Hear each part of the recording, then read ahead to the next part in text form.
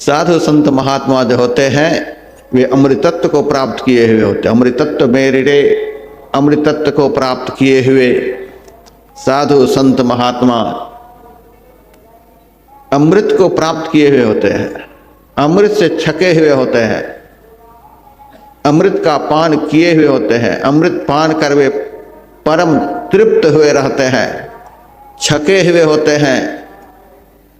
तो साधु संत महात्मा अमृत पान कर छके हुए होते हैं, उनकी आत्मा तृप्त रहती है। इसीलिए संत के अंदर कोई इच्छा नहीं, कोई चाहना नहीं, मस्त होकर जहां भी होते हैं बैठे हुए होते हैं। उनके मन में इच्छा क्यों नहीं होती है? मन का काम ही है इच्छा प्रकट करना। मन में सदैव इच्छा उत्पन्न होती रहती है। सुबह से शाम तक में हम अपने ऊपर ही विचार करके देखें कितनी इच्छाएं हमारे अंदर में उत्पन्न होती हैं। संत के अंदर में कोई इच्छा नहीं। परमात्मा के लिए अनीह शब्द का प्रयोग हुआ है। एक अनीह अरूप अनामा अज सच्चिदानंद परधामा। परमात्मा के लिए उनके स्वरूप निर्णय में जितने शब्दों का प्रयोग हुआ है उतने ही प्रयोग संत के स्वरूप निर्णय में धर्मशास्त्रों में हुआ है। परमात्मा के लिए कहा गया एक अनीह अरूप अनामा अज सच्चिदानंद परधामा। जितने विशेषणों से विभूषित परमात्मा है उतने ही विशेषणों से विभूषित संत होते हैं। खट विकार जित अनघ अकामा अचल अकिंचन सुचि सुख धामा।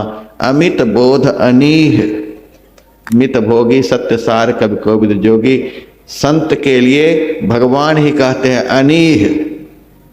संत इच्छा से रहित होते हैं और भगवंत के लिए संत कहते हैं एक अनीह। भगवंत संत की बड़ाई करते हैं, संत भगवंत की बड़ाई करते हैं। ये दोनों एक दूसरे की बड़ाई करने से आघाते ही नहीं। संत के मुंह से सदैव भगवंत की बड़ाई होती है। यथार्थ में संत उसी को कहते हैं जो सदैव भगवान की ही बड़ाई करे, जो भगवान के ही विषय में बोले, जो दिन रात भगवत चर्चा ही करे, भगवान के अलावे जिनको कुछ सुहाए ही नहीं। भागवत में लिखा हुआ ब्रह्मनिष्ठा, जिनकी निष्ठा एकमात्र ब्रह्म में हो। काहू से न रोष तोष, काहू से न राग द्वेष, काहू से न बैर भाव, काहू से न घात है, काहू से न लेन देन, काहू से न दुष्ट बैन। ब्रह्म को विचार तजी और न सुहाता है। ब्रह्म विचार को छोड़कर, ब्रह्म चिंतन को छोड़कर जिनको कुछ अच्छा ही नहीं लगता है। तो संत जो होते हैं वे भगवंत के विषय में बोलने में कभी आघाते ही नहीं, बोलते ही रहते हैं। तो संत के मुंह से सदैव भगवंत की बड़ाई और भगवंत के द्वारा सदैव संत की बड़ाई होती है। आप रामायण को पढ़िए और भी ग्रंथों को पढ़िए, भूरी भूरी प्रशंसा संत की भगवान करते हैं। अमित बोध अनीह। संत अनीह होते हैं, इच्छा रहित होते हैं। अब भगवंत एक अनीह। भगवान दो नहीं है, ईश्वर दो नहीं है, एक ही है। और दूसरा नाम अनीह, वे इच्छा से रहित है। इच्छा से रहित इसीलिए हैं कि इच्छा शक्ति जिनमें होती है वे ईश्वर में होते ही नहीं। यह आवागमन का चक्र, जिनके कारण अंदर में इच्छा उत्पन्न होती है वह कारण ईश्वर में है ही नहीं। उपनिषद ग्रंथ में लिखा हुआ है दिव्यो ह्यमूर्तो पुरुषो सबाह्याभ्यंतरो ह्यजः अप्राणो ह्यमनाः शुभ्रो ह्यक्षरात् परतः परः। ह्यमनाः इसका अर्थ होता है मन से रहित। परमात्मा के स्वरूप का वर्णन उपनिषद ग्रंथ में है ह्यमनाः, मन से रहित। परमात्मा में मन नहीं, इंद्रियातीत है।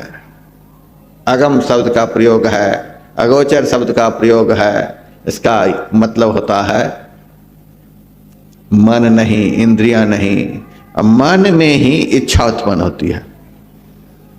जब तक मन है तब तक हमारे अंदर में इच्छा है, यह चाहिए, वह चाहिए, वह चाहिए। विषय के सेवन से इच्छा शक्ति बढ़ती है। जितना विषय का सेवन करेंगे उतना ही आपके अंदर में इच्छा शक्ति बढ़ेगी। रूप, रस, गंध, स्पर्श और शब्द, ये 5 विषय हैं। 5 विषयों का सेवन 5 ज्ञानेंद्रियों के द्वारा मन की प्रेरणा से निरंतर होता रहता है। जिनकी इंद्रियों के द्वारा विषयों का निरंतर ग्रहण होता रहता है, उसी के मन में इच्छा उत्पन्न होती रहती है, यह चाहिए, वह चाहिए, वह चाहिए। बलवान व्यक्ति एक जगह बैठ करके रह नहीं सकता, कुछ ना कुछ करता ही रहेगा। विषय का भोजन कर करके सारी इंद्रियां बलवती हो रखी है, इसीलिए उन्मत्त होकर के विचरण करती रहती है। किसी का भय नहीं, किसी का डर नहीं। भय डर तो होता है आत्मा से, इसको आत्मबल क्षय हो चुका है, विषय भोग से इंद्रिय बल प्रबल हो चुका है, इसीलिए स्वच्छंद होकर के विषय के बाजार में इंद्रियां घूमती है। मन भी खूब दौड़ता है, मन में इच्छा शक्ति उत्पन्न होती है, यह चाहिए, वह चाहिए, वह चाहिए। विषय के सेवन से मनोबल बढ़ता है। बलवान मन में इच्छा शक्ति सदैव उत्पन्न होती रहती, यह चाहिए, वह चाहिए। 24 घंटे देखिए कबीर साहब की वाणी में, समुद्र लहर तो थोड़ी मन लहरे घनी आए। समुद्र में तो बहुत कम लहर है, लेकिन मन के अंदर तो इच्छा का तरंग, इच्छा की लहर इतनी है कि इसका कभी अंत नहीं होता है। गहरी नींद में मन नहीं रहता है, स्वप्न में मन रहता है, सुषुप्तावस्था में मन नहीं रहता, इसीलिए सुषुप्तावस्था में कोई इच्छा नहीं होती है। सुषुप्तावस्था में केवल चित्त इंद्रिय रहती है। स्वप्न अवस्था में मन, बुद्धि, चित्त, अहंकार रहता है। तो स्वप्न में भी मन में इच्छा होती रहती है। स्वप्न संसार में भी मन बहुत कुछ चाहता है, मन में इच्छा उत्पन्न होती रहती है। विषय अपूर्ण तत्व है, विषय में परिपूर्णता नहीं है। यह संसार पंचभूतात्मक है, इसकी उत्पत्ति हुई है, इसका नाश होगा, इसलिए यह पूर्ण नहीं है। संसार अपूर्ण है और संसार में 5 विषयों की प्रधानता है। संसार में उत्पन्न जो यह 5 विषय है, जब इसको उत्पन्न करने वाला ही अपूर्ण है, तो अपूर्ण से जो उत्पन्न होगा वह कभी पूर्ण हो नहीं सकता है। अपूर्ण से अपूर्ण की उत्पत्ति होती है, पूर्ण से पूर्ण की उत्पत्ति होती है। अपूर्ण संसार से अपूर्ण विषयों की उत्पत्ति, और अपूर्ण विषयों के सेवन से इंद्रियां भी सदैव अपूर्ण ही रहती हैं। रूप को देखते देखते मरने पर आ गए तो भी रूप देखने की इच्छा खत्म नहीं होती है। रूप देखने की इच्छा सदैव अपूर्ण ही रहती है, मरते दम तक आदमी देखना चाहता है। रूप विषय की इच्छा खत्म नहीं। सुनते सुनते मरने पर आ गए, फिर भी सुनने की इच्छा खत्म नहीं।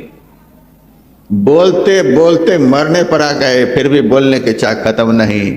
भोगते भोगते भोगों ने ही हमको भोग लिया, फिर भी भोगने की इच्छा खत्म नहीं। ये 5 विषयों को भोगते भोगते मरने पर आ गए, फिर भी भोगने की इच्छा खत्म नहीं होती। इसका मतलब क्या है? ये अपूर्ण है, इसीलिए इच्छा पूर्ण होती ही नहीं। अपूर्ण के सेवन से कभी इच्छा खत्म नहीं होती है। परमात्मा पूर्ण है, इसीलिए साधु संत महात्मा जो होते हैं उनमें कोई इच्छा उत्पन्न नहीं होती है। परमात्मा पूर्ण है, पूर्ण को प्राप्त कर लेने के बाद इच्छा पूर्ण हो जाती है, कुछ बाकी नहीं रह जाता। चाह गई चिंता मिटी, मनवा बेपरवाह, जाको कछु न चाहिए सोई शाहंशाह। देखने की इच्छा खत्म। परमात्मा तो एक ही है। परमात्मा में न रूप है, न रस है, न गंध है, न शब्द है, न स्पर्श है, इन सब से रहित है, एक है। न हाथ है, न पैर है, न आँख है, न कान है, कोई इंद्रिया नहीं, कोई विकार नहीं, एक है, अद्वितीय है। एक होते हुए भी उनमें इतनी ताकत है, यदि उनकी प्राप्ति हो जाए तो सब कुछ प्राप्त हो जाते हैं, सारी इच्छाएं खत्म हो जाती है। एक है फिर भी उनकी प्राप्ति से सब इच्छा खत्म। संसार में देखिए कितना है, रूप है, रस है, गंध है, स्पर्श है, शब्द है, कितने विषय है, कितने विकार हैं, कितनी इंद्रियां हैं, कितने क्या क्या है। इतना सब कुछ के होते हुए भी, इतना सब कुछ को प्राप्त करने पर भी इच्छा खत्म नहीं होती। इतना सब कुछ संसार में है तो भी इच्छा बढ़ती रहती है। परमात्मा एक हैं, उनकी प्राप्ति हो जाती है तो इच्छा खत्म हो जाती है। एक होते हुए भी सारी इच्छा को खत्म कर देने की ताकत है। संसार में सब कुछ होते रहने पर भी एक भी इच्छा खत्म नहीं होती। आज तक देखने की भी इच्छा खत्म नहीं हुई, सुनने की भी इच्छा खत्म नहीं हुई, स्वाद लेने की इच्छा खत्म नहीं हुई, स्पर्श की इच्छा खत्म नहीं हुई। मरते दम तक यह संसार ऐसा है कि कोई भी इच्छा खत्म नहीं होती, अपूर्ण है। अपूर्ण की प्राप्ति से इच्छा पूर्ण नहीं हो सकती है।